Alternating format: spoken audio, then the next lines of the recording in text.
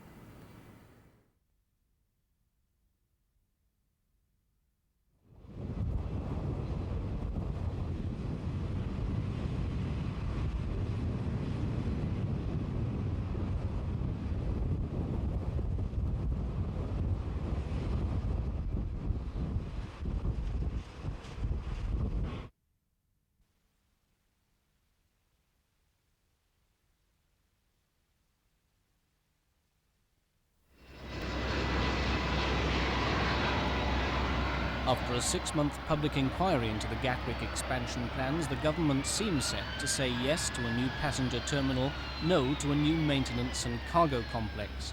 But evidence to that inquiry last year has been overtaken by revised and substantially lower forecasts of air traffic growth.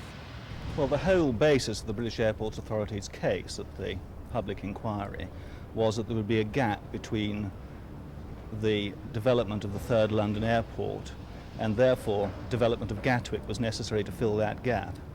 Now, we believe that the new traffic forecasts mean that that gap has disappeared. But instead of reopening the inquiry, government ministers are delaying their decision for 3 weeks and inviting written evidence on the new figures. We believe that to give us 21 days is totally inappropriate. In addition to that, we feel that it'd be much better to have this done in the normal way for a public inquiry, i.e. giving us the opportunity to cross-examine the British Airport Authority's submissions. It looked as if you were going to lose on the second terminal. Do you think these figures could make all the difference? Absolutely. And if the British Airports Authority lose out at Gatwick, an even harder push for major expansion at Stansted seems inevitable. David Bellin, Thames News. Investigators from the Air Accident Branch of the Department of Transport were already in action this morning, while the BAC 111 jet, which nearly crashed into the taxiing Boeing, was parked nearby on the tarmac. The airport authorities fully acknowledged that it was a near disaster, with the planes just seconds apart from collision. The 111 managed to stop 100 yards short of the Boeing, which the pilot steered off the taxiway.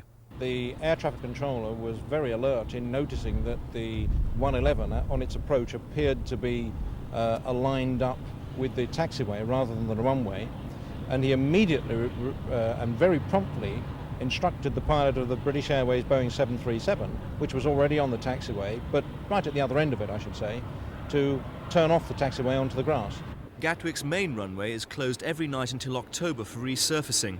The emergency auxiliary runway, to the right, is being used instead.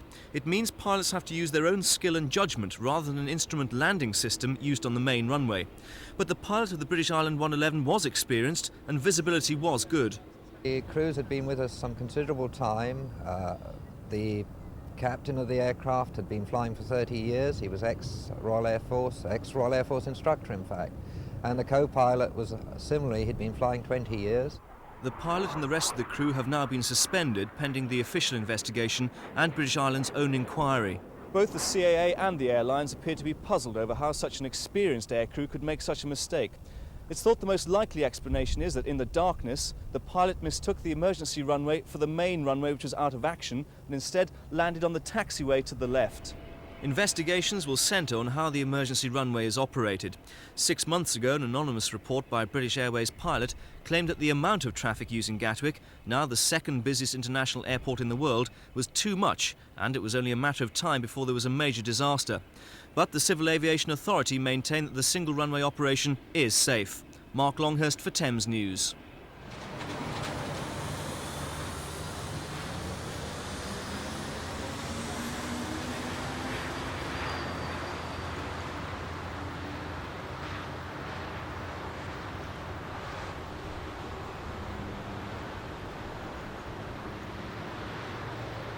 It was a lull before the storm at Gatwick Airport this afternoon. Staff are gearing themselves up for what's traditionally the busiest weekend of the year.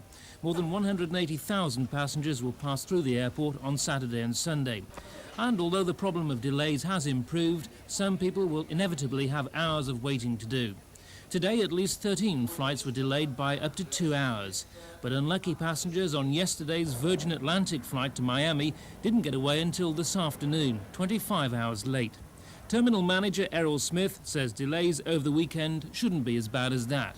Well, I'm not anticipating any specific industrial action this weekend, but we can expect the normal ATC delays that we've had in recent weekends, the average of possibly 2 to 4 hours to popular Mediterranean holiday destinations. In the control room of British Island Airways, there's much juggling of flights and departure slots to catch up on delays. Flight Sierra Bravo, for instance, is now on its way to Faro in Portugal, 2.5 hours late.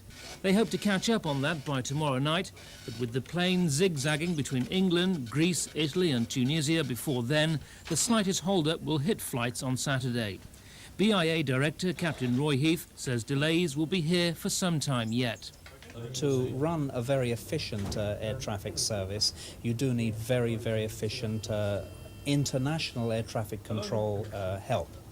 And at present, the European air traffic control system is not coping. And that's what we would like to see improved, and it can't be improved overnight. It looks like many flights to the sun will be delayed here at Gatwick Airport over the weekend. The advice to passengers is to check in on time and bring something to amuse the children. This is Ken Andrew at Gatwick Airport for Thames News.